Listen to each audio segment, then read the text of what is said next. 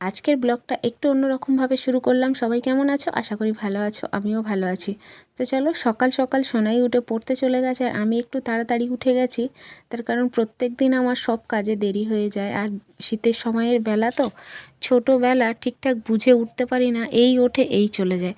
তো আজকে সকাল সকাল উঠে পড়েছি। উঠে সোনাই যেহেতু পড়তে চলে গেছে, তাড়াহুড়ো করে আগে বিছানা দুটো গুছিয়ে নিয়েছি। বিছানা দুটো গুছিয়ে নিয়ে যেটা করি, প্রত্যেক দিন খাটের চারিদিকটা মুছতে হয়, কারণ ধুলো পড়ে। একটাই রুম জানো, এতগুলো মানুষ মানে 3জন মানুষ থাকে, এত জিনিসপত্র ঝাটপাট দিলে প্রচুর ধুলো পড়ে। তাই তাড়াহুড়ো করে বিছানাটা গুছিয়ে পরিষ্কার করে আজকের চাদরটা চেঞ্জ করেছি।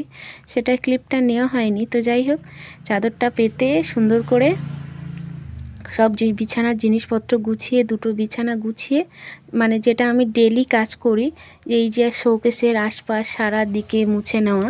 আর এই যে দেখছো বড় মায়ের ছবি, বড় মা হচ্ছে আমার মা। তো যাই হোক, ওনার ছবিটা আমি একদম আমার দরজা থেকে ঢুকতেই সামনে রেখেছি, আর ওটা বৌদি দিয়েছিল আমাকে উপহার হিসাবে। তো যাই হোক, আমি এইরকমই প্রত্যেক দিন সবটা মুছি জানো তো, কিন্তু মানে ভিডিও নেওয়া হয় না, কারণ ক্যামেরা ধরার লোক নেই। নিজে যতটুকু পারি ততটুকুই তোমাদের সামনে মানে ক্যামেরাটা ফিট করে তারপরে যতটুকু মানে ভিডিও করতে পারি ততটুকুই তোমাদেরকে দেখাই। তো চলো, আমার এদিকে খাট গুছিয়ে বিছানা গুছিয়ে চারিদিক পরিষ্কার হয়ে গেছে। আজকের আমার রান্নাঘরের চাল শেষ হয়ে গেছে, মানে রান্নার জায়গায় যেই চালটা থাকে সেই চালটা শেষ হয়ে গেছে। এখান থেকে কিছুটা চাল বের করে নিতে হবে। তো চালের ড্রামটা বের করতে এসে দেখলাম যে না, বেশ কিছুটা চাল আছে, মানে আজকের হয়ে যাবে। তো চালের ড্রামটা রেখে ঘর মুছে বাসন মেজে পরিষ্কার টরিষ্কার করে এসে খুব জোরে খিদে পেয়ে গেছে।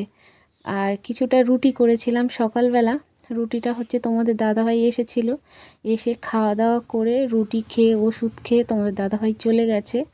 আর আমি যেহেতু তরকারি কিছু করিনি, শুধু ঘুগনিটা, আসলে সকালবেলা ঘুগনিওয়ালা এসেছিলো, 10 টাকার 20 টাকার ঘুগনি নিয়ে নিয়েছিলাম, মানে 10 টাকার 10 টাকার করে 2 জায়গায় ঘুগনি নিয়েছিলাম। সেটাকে দিয়েই মানে রুটিটা খাওয়া হচ্ছে। তোমার দাদাভাই খেয়ে চলে গেছে, সোনাই তো খেতে আসেনি, টিউশন থেকে এসে সোজা আবার খেলতে চলে গেছে। তো আমি ভাবলাম আমার খুব খিদে লেগে গেছে, জামা কাপড় কেচে বাসন কোসন মেজে খুব খিদে পেয়ে গেছে। তো দুপুরের ভাত বসিয়ে দিয়ে এখানটায় আমি খাচ্ছি দাঁড়িয়ে দাঁড়িয়ে। আর সত্যি কথা বলতে আমার খাওয়া দাওয়াটা না সেইভাবে আমি এক জায়গায় বসে দাঁড়িয়ে করতে পারি না। তো চলো, খাওয়া দাওয়া শেষ করে রান্না করা যাক। তো খাওয়া দাওয়া শেষ করে রান্না বান্না করেছি, কোনো ভিডিও ক্লিপ নিতে পারিনি, তার কারণ তোমাদের দাদাভাইয়ের শরীরটা আজকের খুব খারাপ। খালি বলছে সেই আগের মতন মাথা ঘুরছে, মানে মাথা ঘুরছে। ওর মাথা ঘোরা মানে আমার তো টেনশানের শেষ থাকে না। তো যাই হোক, এখন একটু ভালো আছে। আর কোনো ভিডিও কিছুই নিতে পারিনি, ও কাজ করেনি, চলে এসেছে মাথা ঘুরছে বলে। তো আমি রান্নাবান্না তাড়াহুড়ো করে রান্নাবান্না করে ওকে ভাত দিয়ে দিলাম, আর আমি স্নান করে এসে মাথা মুছছিলাম, আর ওকে বলেছি যে একটু তুমি ভাতটা বাড়ো। যাই হোক, এমনি মিথ্যে কথা না, তোমাদের দাদাভাই আমার যদি একটু দেরি টেরি হয়ে যায় ভাত টাতগুলো বেড়ে দেয়।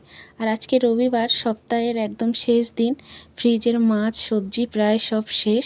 আজকের যা ছিল, মোটামুটি সবজি অনেকটা আছে, কিন্তু মাছ যা ছিল আজকে পুরোটাই রান্না করে নিয়েছি। আজকে দুপুরে রান্না করেছি শিম ভাজা, আর হচ্ছে একটু মাছের ঝোল, মানে ঝোল ঠিক না, মাছের ঝাল। তার কারণ আজকের তো মাছ শেষ, আজকের আমি কিছুটা মাছ আনবো, আবার কালকের একটু বাজারে গিয়ে সারা সপ্তাহের মাছটা নিয়ে চলে আসবো।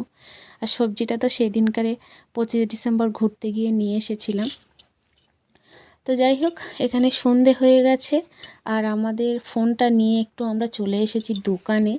এই জন্যে এসেছি কারণ তোমাদের দাদাভাইয়ের ফোনটা কিনেছি, 1 বছর হয়ে গেছে।